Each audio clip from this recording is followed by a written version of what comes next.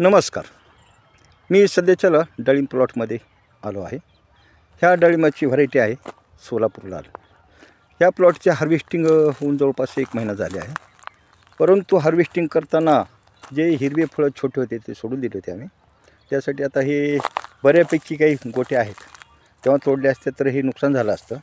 आता ही गोटी जवळपास ह्या 8 एकरमध्ये एखादी गाडी गोटी निघण्याची दाट शक्यता आहे.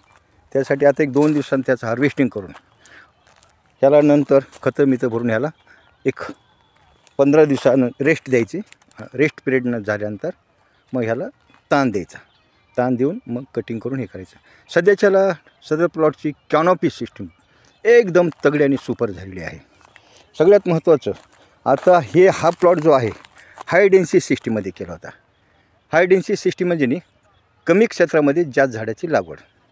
आता हा प्लॉट आहे 10x7 वर केलेला आहे.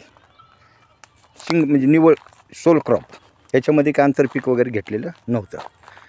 त्यासाठी सध्याच्याला असं अपेक्षित आहे अतिशय छान म्हणजे छान तगडे झाडं झालेली आहेत.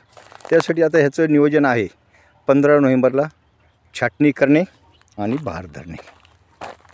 नमस्कार.